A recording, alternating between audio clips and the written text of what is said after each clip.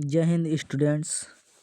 आज हम class 10 UP board का फर्स्ट लेक्चर स्टडी करेंगे 2025 के लिए।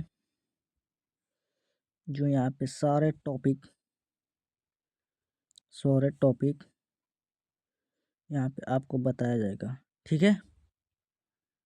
आप ध्यान से देखिएगा।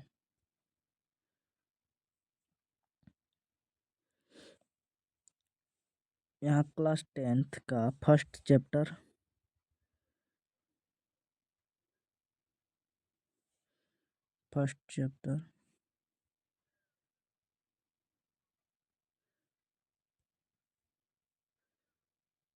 लेसन फर्स्ट पढ़ाया जाएगा, ठीक है।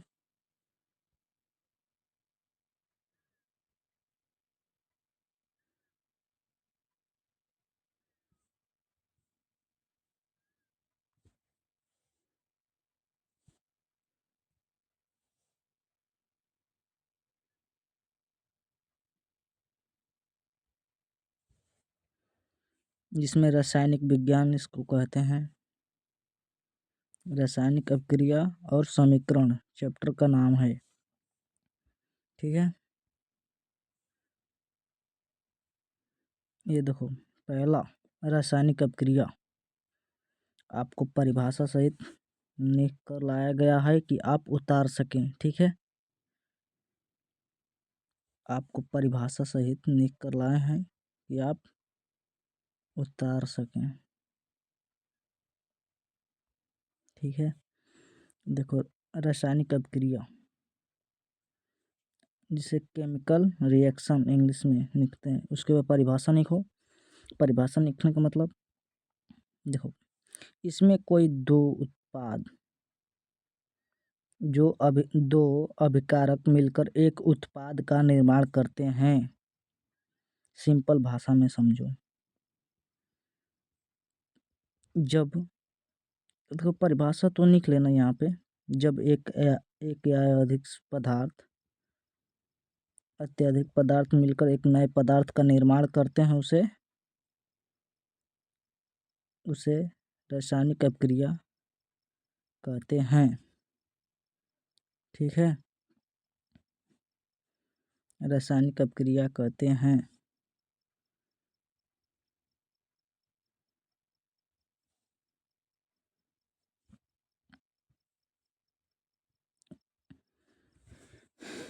यहाँ देखो जे उतार लीजिए, स्क्रीनशॉट ले लें, उसके बाद उतार लें। एग्जाम्पल में लोहे का जंग लगना, दूध का दही में बदलना। लोहे का जंग लगना, इसके रासायनिक सूत्र मांगे तो इसके लिए ये देना है, ठीक है। 4Fe3O2। उसके बाद राइट एरो का मतलब ऐसे खींचकर ऐसे खींचना, ठीक है। उसके बाद राइट एरो देना। उसके बाद ये लिखना Fe2Fe। उसके बाद लिखना 2O3, ठीक है।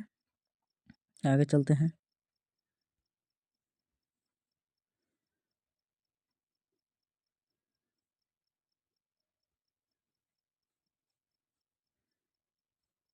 आपको शॉर्ट नोट बनाया जा रहा है, अब टाइम नहीं रह गया है, ठीक है।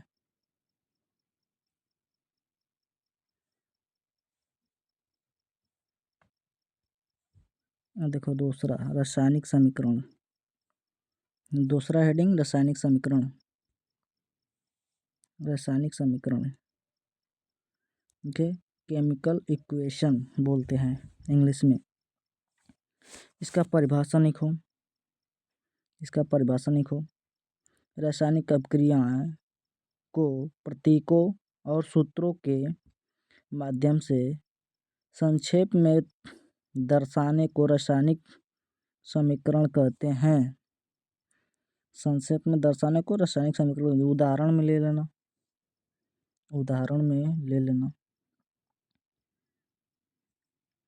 उदाहरण में H2 2H2 प्लस O2, अब बताओ इसका उत्पाद, उत्पाद मतलब वो दिया है राइट एरो, ठीक है। उसका उत्पाद राइट एरो मतलब ऐसे खींचो तीर की तरह, उसके बाद 2H2O, H2O,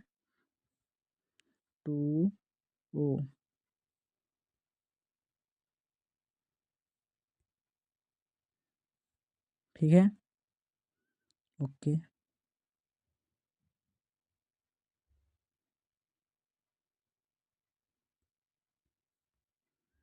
परिभाषा निकलो, रासायनिक समीकरण की परिभाषा निकलो, रासायनिक समीकरण की परिभाषा निकलो। रासायनिक अपक्रियाओं को प्रतीकों और सूत्रों के माध्यम से संक्षेप में दर्शाने को रासायनिक समीकरण कहते हैं। सिंपल सा बात है। उदाहरण निकलो, हाइड्रोजन और ऑक्सीजन से जल बनना, हाइड्रोजन और ऑक्सीजन से जल बनना, ठीक है। आगे चलते हैं।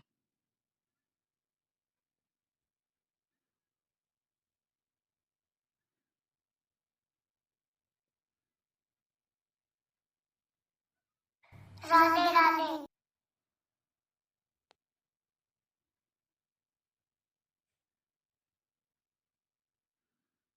आगे चलते हैं,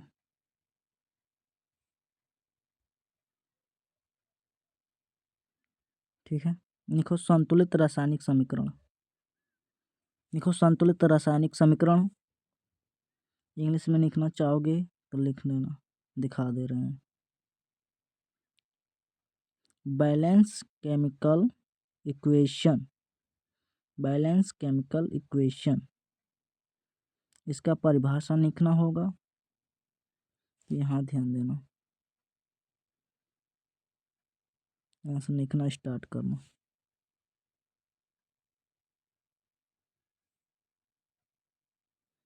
ठीक है। लिखो द्रव्यमान के संरक्षण के नियम के अनुसार, द्रव्यमान संरक्षण के नियम के अनुसार रासायनिक समीकरण, रासायनिक समीकरण में अभिकारकों, अभिकारकों और उत्पादों के परमाणुओं, परमाणुओं की संख्या, परमाणुओं की संख्या समान होनी चाहिए, इसे संतुलित रासायनिक समीकरण कहते हैं। सिंपल भाषा में समझो, जैसे यहाँ पे दिया है, यहाँ पे दिया है ना संतुलित रासायनिक समीकरण, देखो यहाँ पे 2H2O दिया है, यहाँ पे 2H2O दिया है, फिर यहाँ पे O2 दिया है। राइट एरो का मतलब ऐसे राइट एरो बनाना, उसके बाद जल का सूत्र लिखना, 2H2O लिखना। अब बताओ 2H2O में हाइड्रोजन, हाइड्रोजन और यहाँ पे हाइड्रोजन का परमाणु सेम है, रुक जाओ दिखा रहे हैं। अब ध्यान देना, यहाँ पे ध्यान देना।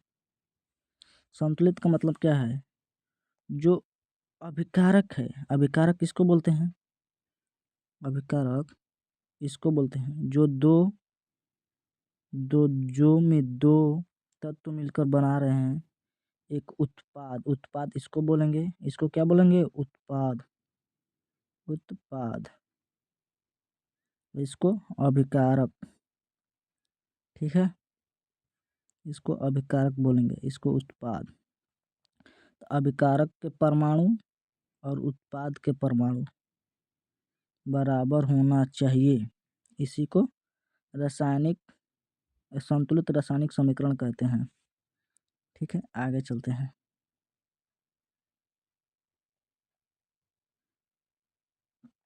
यहाँ देखो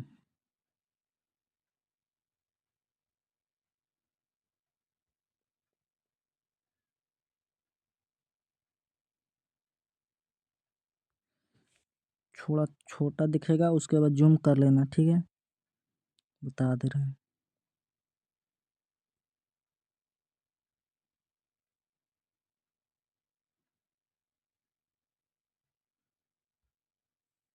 अब यहाँ देखो रासायनिक अपक्रियाओं के प्रकार, ठीक है। देखो रासायनिक अपक्रिया के प्रकार उनकी प्रकृति के आधार पर निम्न प्रकार के वर्गीकृत किया जाता है, ठीक है। इतना लिख लिए, इसको बड़ा कर रहे हैं, ठीक है। एक हल बड़ा करके दिखा दे रहे हैं तो आप सबको।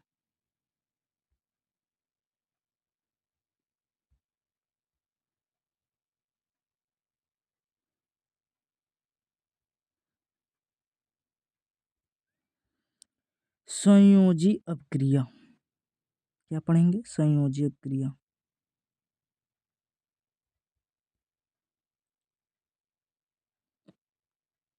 संयोजी अपक्रिया में परिभाषा लिखना, वह अपक्रिया जिसमें दो या दो से अधिक पदार्थ मिलकर एक नए पदार्थ का निर्माण करते हैं, उसे संयोजन अपक्रिया कहते हैं, ठीक है।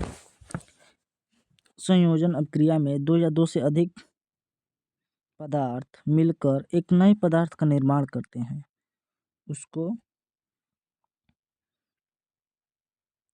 उसको संयोजी अपक्रिया कहते हैं। जैसे में 2Mg + O2 मिलकर राइट एरो, मतलब ऐसे बनाना राइट एरो। उसके बाद 2MgO, मतलब यहाँ पे 2MgO मतलब संतुलित किया है, इसलिए 2 लिख दिया यहाँ पे, ठीक है।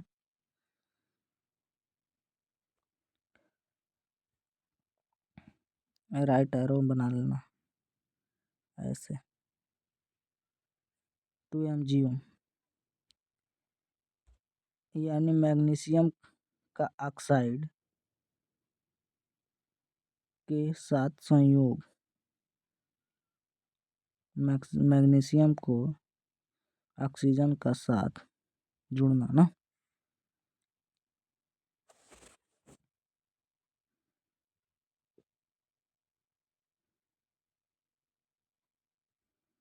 दूसरा वियोजन अपक्रिया, यहाँ पे ध्यान दो, यहाँ पे दूसरा वियोजन अपक्रिया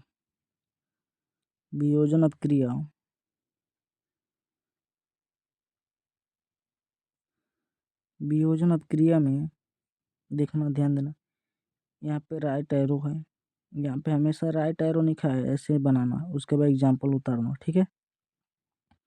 वह अपक्रिया जिसमें एक पदार्थ टूटकर दो या दो से अधिक सरल पदार्थों में बनता है।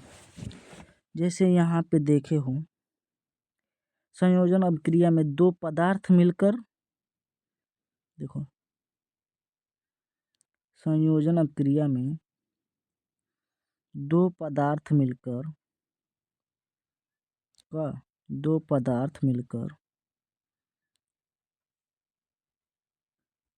यहाँ पे दो पदार्थ मिलकर एक नए पदार्थ का निर्माण कर रहे हैं, मतलब दो अभिकारक मिलकर एक उत्पाद का निर्माण कर रहे हैं, मतलब वो इसका उल्टा क्या है? वियोजन अपक्रिया, ठीक है। ध्यान देना, जिसमें एक पदार्थ टूटकर दो या दो से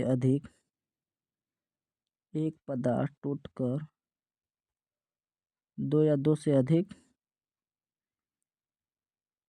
सरल पदार्थ बनाता है या निर्माण करता है, दो या दो से अधिक निर्माण करता है, उसको वियोजन अपक्रिया कहते हैं, ठीक है। जैसे यहाँ पे एक पदार्थ है, ठीक है, उसके बाद टूटकर दो पदार्थ में हो गया है, पारा और यहाँ पे ऑक्सीजन में, ठीक है।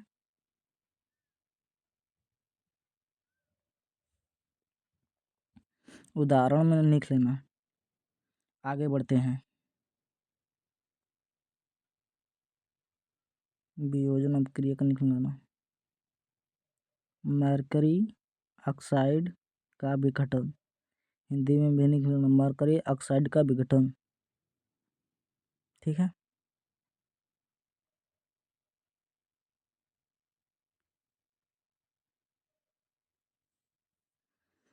अब यहाँ पे देखो विस्थापन अपक्रिया। तीसरा क्या है? विस्थापन अपक्रिया। विस्थापन अपक्रिया का परिभाषा लिखना। वह अपक्रिया जिसमें एक तत्व दूसरे तत्व को उसके यौगिक से विस्थापित कर देते हैं, जैसे में जो कम क्रियाशील होगा, ठीक है, जो अधिक क्रियाशील होगा कम क्रियाशील वालों को बाहर हटा देगा। जैसे कोई कमजोर व्यक्ति है, ठीक है, जैसे कोई कमजोर व्यक्ति है तो कमजोर व्यक्ति को बलवान व्यक्ति हटा देगा ना, या हट, लाइन से हट जा भाई, तो इसी का होगा ना। ऐसे ही क्या होगा, जो क्रियाशील है, जो अधिक क्रियाशील वाले तत्व कम क्रियाशील वाले तत्व को विस्थापित कर देंगे, उसी को विस्थापन क्रिया बोलते हैं। जैसे मैं यहाँ पे दिया है क्या, यहाँ पे दिया है जिंक द्वारा कॉपर का विस्थापन। क्या दिया है? जिंक द्वारा कॉपर का विस्थापन। सही बात है, ठीक है, परिभाषा लिख लेना। ओके, आगे चलते हैं। देखो द्वि विस्थापन पर चलते हैं। अब वीडियो को रोक कर लिख लेना विधिवत पूर्वक, ठीक है, उसके बाद आपका कॉपी हल हो जाएगा। वीडियो को रोक कर लिख लीजिएगा।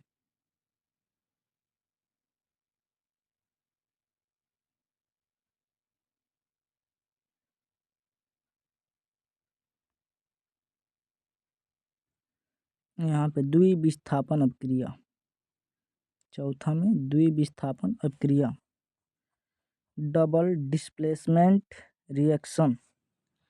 इंग्लिश में लिख लेना डबल डिस्प्लेसमेंट रिएक्शन, ठीक है। इंग्लिश में लिख लेना डबल डिस्प्लेसमेंट रिएक्शन।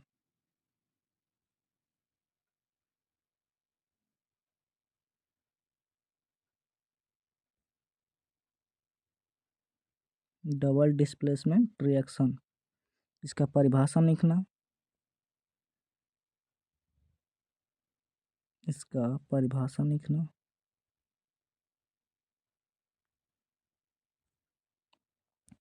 देखो, वह अपक्रिया जिसमें दो यौगिक के बीच आयनों का आदान प्रदान होता है, वह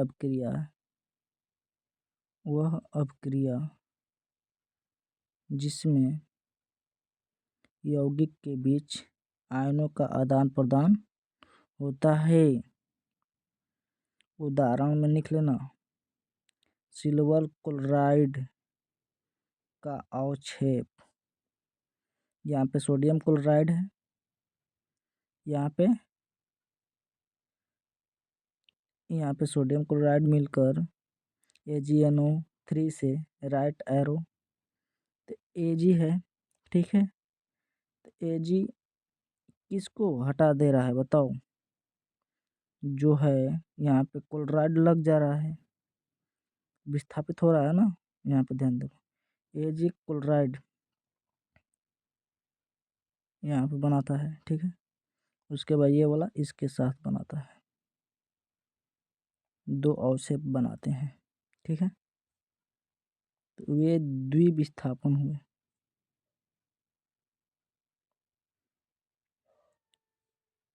आगे चलते हैं। वीडियो पॉज कर लिख लेना। ओके, धन्यवाद। यहाँ पे देखो, अब पांचवा आगे हम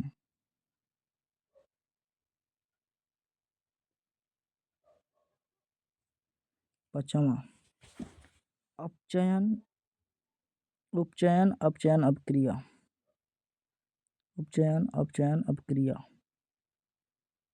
जिसे रिडक्स अपक्रिया बोलते हैं। दोनों एक ही साथ घटित होंगी तो इसको क्या बोल देंगे? रिडक्स अपक्रिया बोलेंगे, ठीक है। इसका परिभाषा लिखना, हुआ अपक्रिया वह अपक्रिया जिसमें वह अपक्रिया जिसमें अपचयन वह अपक्रिया जिसमें उपचयन कोष्ठक में लिखना ऑक्सीजन का योग या हाइड्रोजन का निष्कासन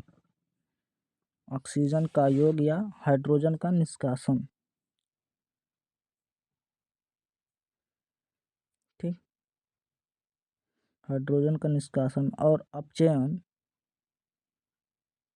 हाइड्रोजन का योग या ऑक्सीजन का निष्कासन एक साथ होता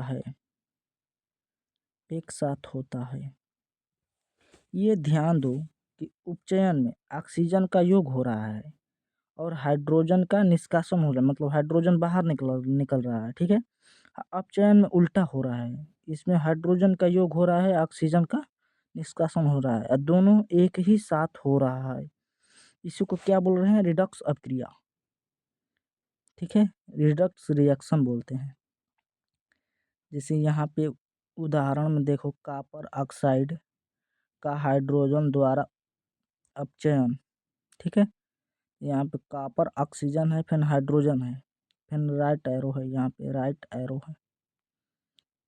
फिर इसमें से कॉपर यहाँ से निष्कासित हो रहा है, कहाँ पे? यहाँ पे निष्कासित होगा कौन? कॉपर यहाँ बस बचेगा।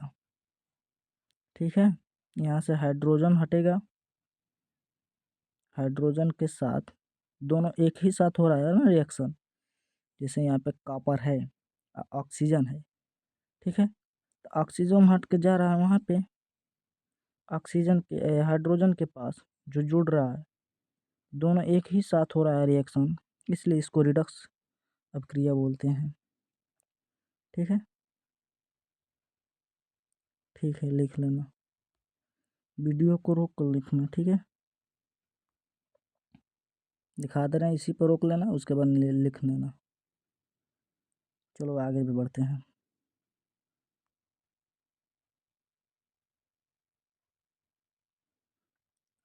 अब पढ़ेंगे अपचयन और उपचयन।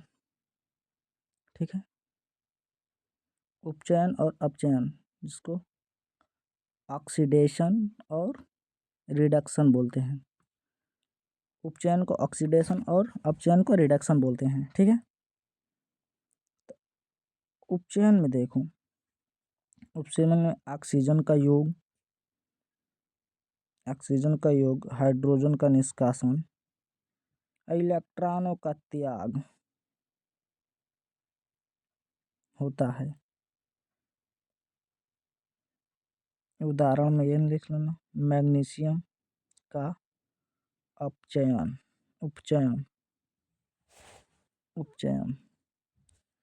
इसके ऊपर आपको पढ़ाया गया था कि ऑक्सीजन का योग हो रहा है, हाइड्रोजन का निष्कासन, इलेक्ट्रॉन का त्याग। तो इसका सेम उल्टा क्या होगा?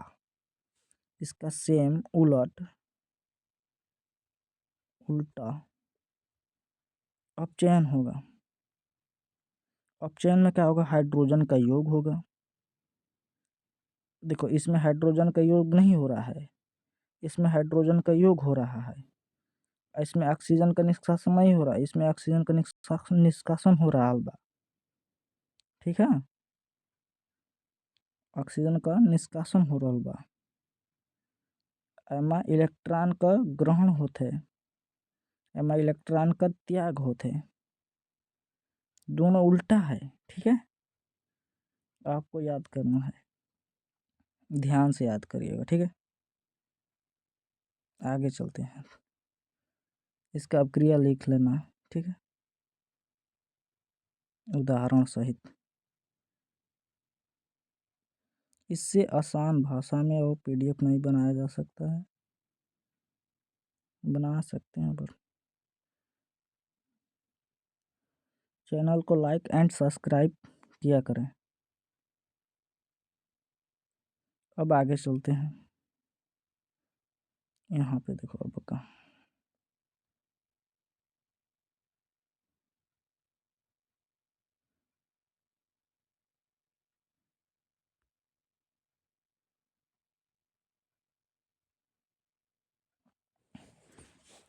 अब आ गए रासायनिक अपक्रियाओं के प्रभाव। ठीक है, रासायनिक अपक्रियाओं के प्रभाव।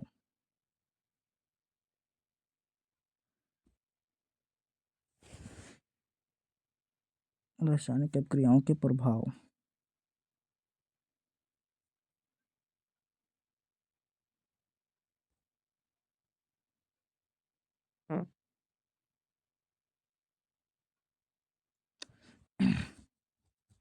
रासायनिक अपक्रियाओं के प्रभाव।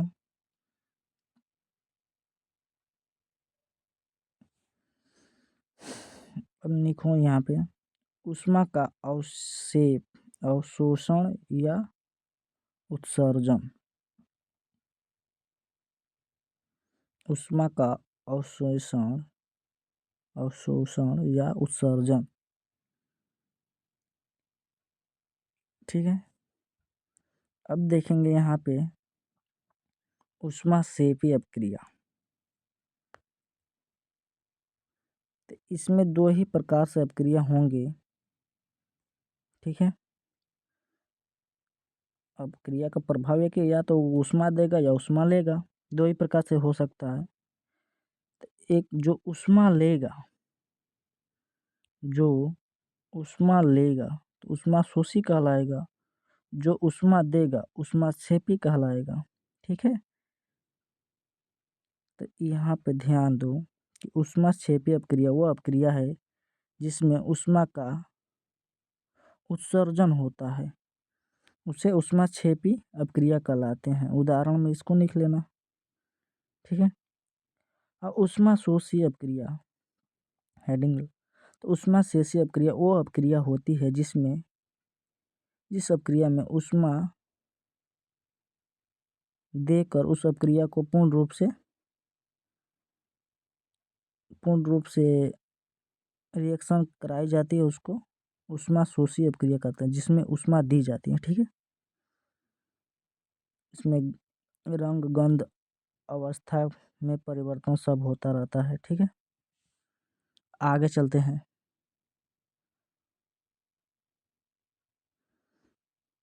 यहाँ पे वीडियो रोकना, उसके बाद लिख लेना। ठीक है, आगे चल रहे हैं।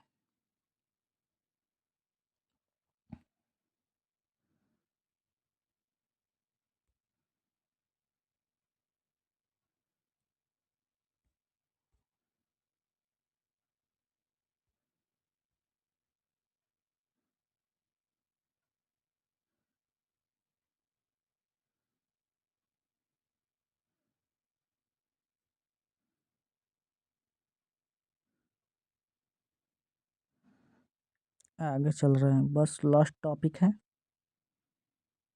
द्रव्यमान संरक्षण का नियम। द्रव्यमान संरक्षण का नियम।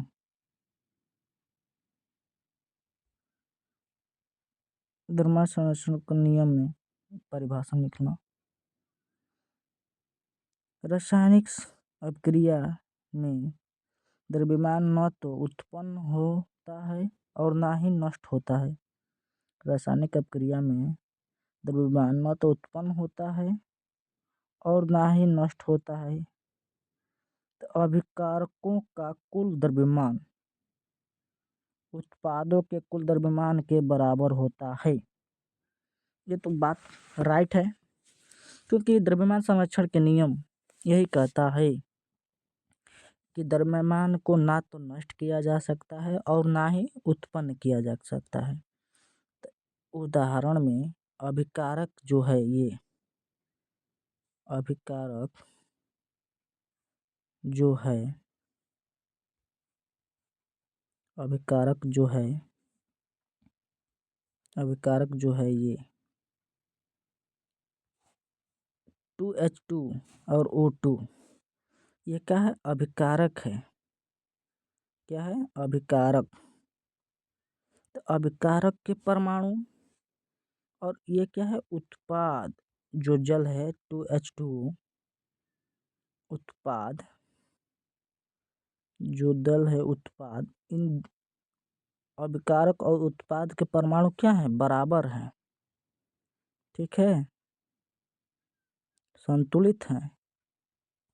सिंपल भाषा में कहो तो संतुलित है। वीडियो को रोकना और इसको लिख लेना। थैंक यू, इसको लिखना है। जय हिंद स्टूडेंट। चैनल को लाइक एंड सब्सक्राइब करना। इसी प्रकार दूसरा लेक्चर भी आपको टॉपिक परिभाषा सहित लिखवा कर लाएंगे, ठीक है। और वीडियो को रोककर आप पूरी विधिवत्तर से तरीका से कॉपी पर उतारिए। उसके बाद इसका फेयर बनाइए। फेयर बनाने के बाद अपनी याद करिए या परीक्षा दीजिए। चैनल को लाइक एंड सब्सक्राइब ज़रूर करें कि टाइम से आपके पास नोटिफिकेशन पहुंचता रहे। जय हिंद, जय भारत।